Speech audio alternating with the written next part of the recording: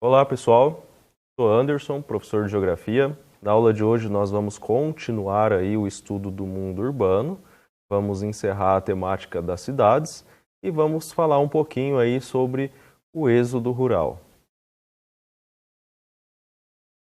A modernização das cidades ela teve início por volta do século XIX, com o desenvolvimento da indústria, né, a industrialização aí do nosso mundo. Surgiram aí inovações, as ruas passaram a ser calçadas, surgiram os parques públicos, o crescimento e a diversificação do comércio, em consequência aí da industrialização, da chegada de novos produtos. Começou também o transporte público, principalmente através aí dos trens, né, e de metrôs, certo? A expansão do acesso à energia elétrica também começou a ter, entre aspas, aí uma democratização, né? A energia elétrica começou a se tornar mais acessível a mais grupos sociais. E em 1905 nós temos a marca aí, né? O Reino Unido se tornou o primeiro país com mais habitantes na cidade do que no campo. Ou seja, mais de 50% da população nesse país estava vivendo na cidade e não no campo. Vamos conversar agora brevemente aí sobre as cidades no Brasil colonial. No momento em que iniciou aí a exploração do nosso país pelos portugueses, a Europa e o Brasil viviam momentos distintos, né? A Revolução Industrial estava acontecendo em solo europeu, e o Brasil nesse período aí como colônia, né, de exploração dos portugueses. Nessa época tinha-se no Brasil poucas cidades, as cidades a maioria eram litorâneas, né, às margens aí do Oceano Atlântico, eram pequenas, né, quando comparadas às metrópoles, né, europeias. Nós temos aqui uma imagem, né, uma gravura que ilustra, né, as pequenas cidades coloniais litorâneas brasileiras. Um conceito interessante para vocês memorizarem e compreenderem, né? Está aí na página 210, a diferenciação entre o crescimento urbano e a urbanização. O crescimento urbano, ele ocorre, o que ele significa? É quando ocorre o aumento da população da cidade. Então, o espaço que é ocupado pela cidade, ele é ampliado. Então, toda vez que nós dissermos sobre crescimento urbano, estamos falando aí da expansão da massa urbana, né, do crescimento de uma cidade ou das cidades. Quando a gente fala em urbanização, a gente está falando quando ocorre o crescimento da população urbana, quando é superior ao da população rural. Esse tipo de crescimento ele é acelerado pela industrialização, né, e pelo êxodo rural. Então, o termo urbanização, né, ele é utilizado para contrapor aí, né, a população urbana e a população rural. Ou seja, ele diz que há aí um aumento da quantidade de pessoas vivendo em zona urbana. Um fenômeno aí da vida urbana são as regiões metropolitanas. Nós temos aqui a definição do que são regiões metropolitanas. São áreas formadas por um núcleo densamente povoado e um conjunto de áreas vizinhas que partilham um determinado espaço. As regiões metropolitanas elas são criadas por lei, através de critérios que mudam de país para país e de estado para estado, né? Então, como é o caso aqui no Brasil, a criação das regiões metropolitanas, né, depende da autorização aí dos governos dos estados, né, das assembleias legislativas estaduais, né, através de projetos de leis, né, que criam essas regiões. Nós temos aqui a imagem da região metropolitana de São Paulo.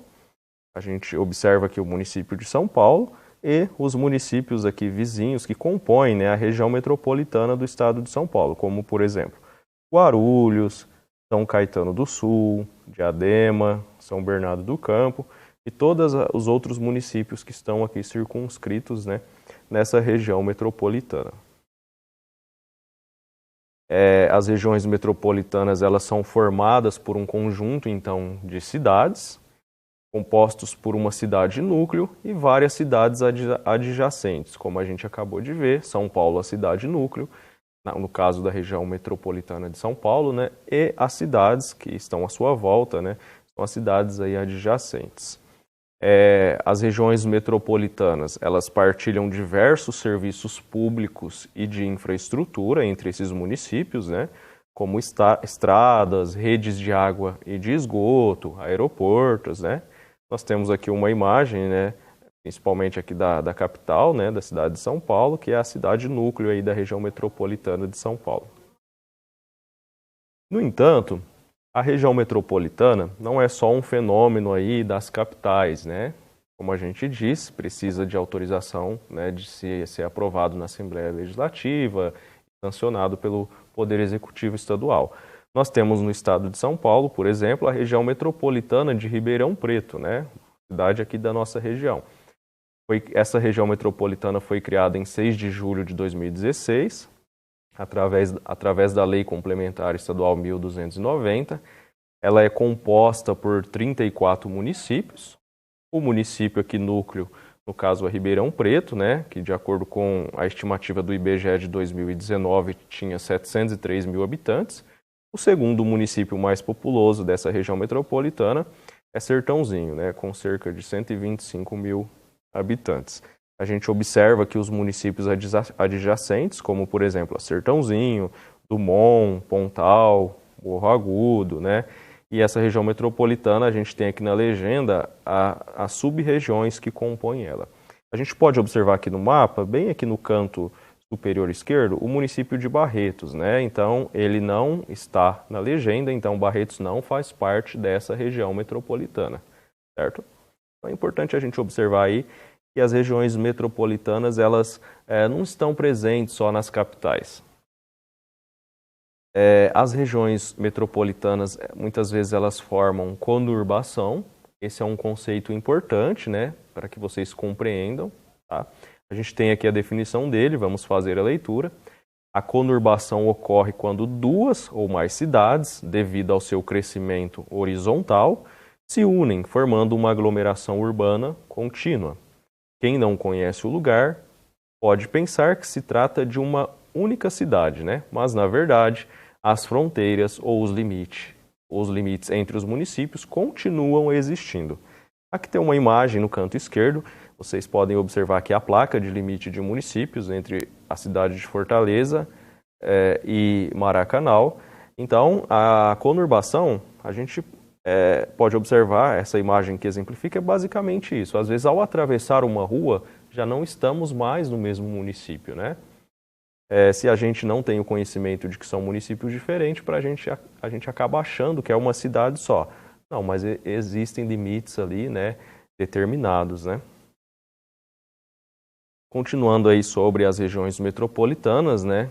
As primeiras regiões metropolitanas surgiram na década de 70, inicialmente nas grandes capitais de estado, como São Paulo, Rio de Janeiro, Belo Horizonte, Porto Alegre, Curitiba, Salvador, Recife, Fortaleza e Belém. Essas eram as regiões metropolitanas aí criadas na década de 70.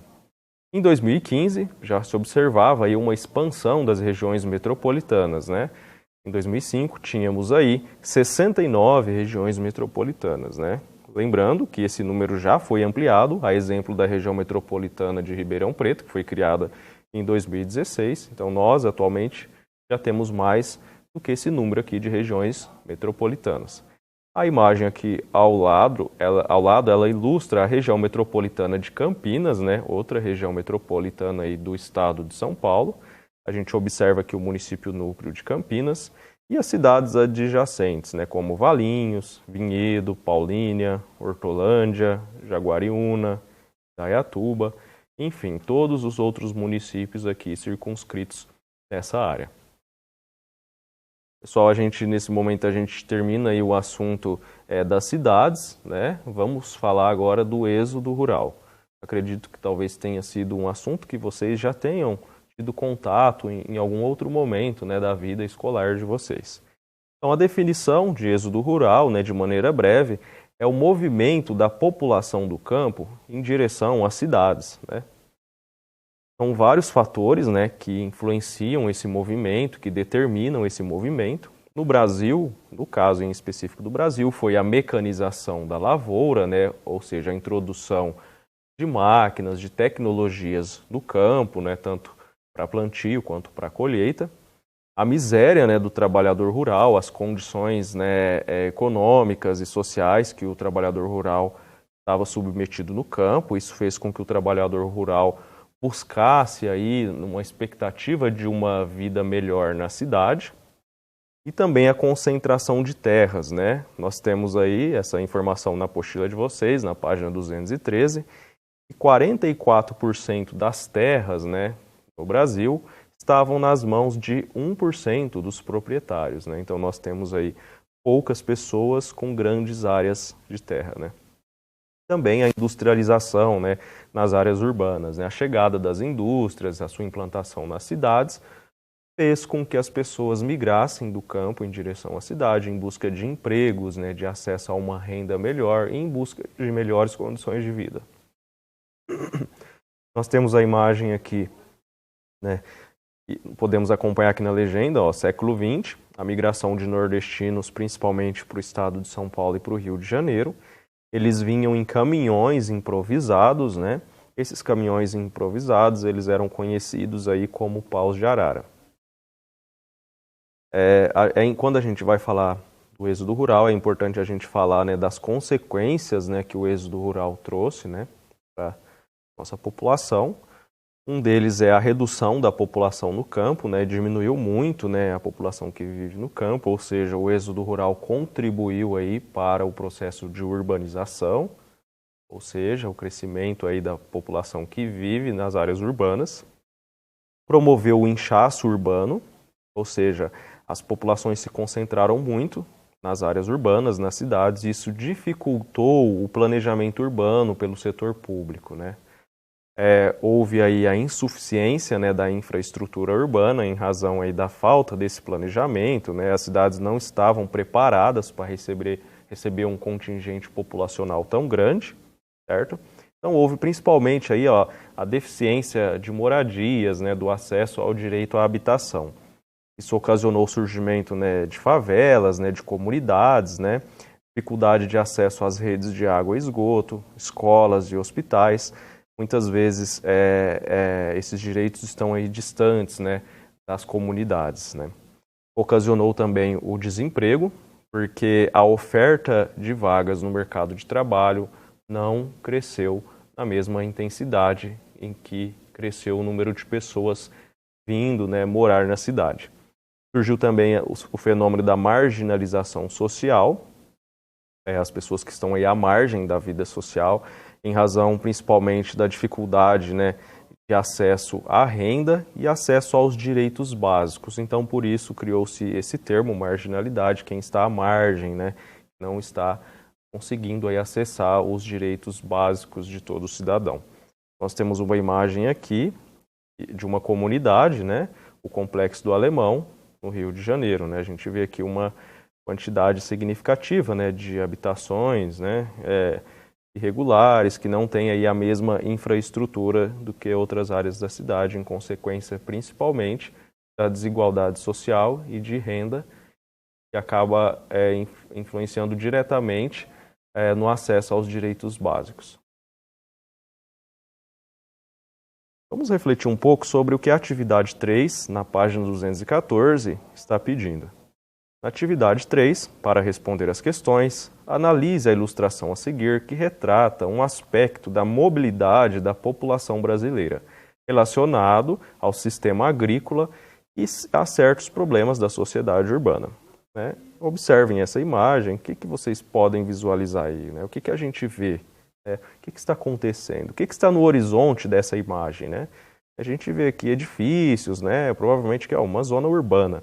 Nós vemos aqui pessoas, né, indo em direção, né, à vida urbana, né? Então, que fenômeno que é esse? Que nome que recebe esse fenômeno que a figura está ilustrando? A alternativa A, essa é a pergunta. No exercício B, aponte o momento histórico em que esse fato se intensificou no Brasil, né? A partir de quando, né? A apostila de vocês tem esse conteúdo, vocês podem observar, inclusive é tema da aula de hoje, né? Em que momento que começou a acontecer esse processo, né, no Brasil, o que mudou, né, na estrutura da nossa sociedade para levar a esse fenômeno. Aponte pelo menos aí 2 causas referentes ao meio rural que determinaram esse fato. O que aconteceu no meio rural que favoreceu esse fenômeno? E depois, na D, aponte pelo menos 2 consequências desse fato nas grandes cidades. Quais as consequências, né, que tiveram na cidade, né, como resultado, como produto, né, desse fenômeno? Pessoal, o tema da aula de hoje é esse. A gente concluiu aí o estudo das cidades e falamos aí sobre o êxodo rural e discutimos um pouquinho a atividade 3. Espero que vocês tenham compreendido o conteúdo. Qualquer dúvida, vocês podem visualizar novamente a videoaula na plataforma do YouTube e podem direcionar a dúvida de vocês também para o tutor do grupo. É isso e bons estudos, até a próxima aula.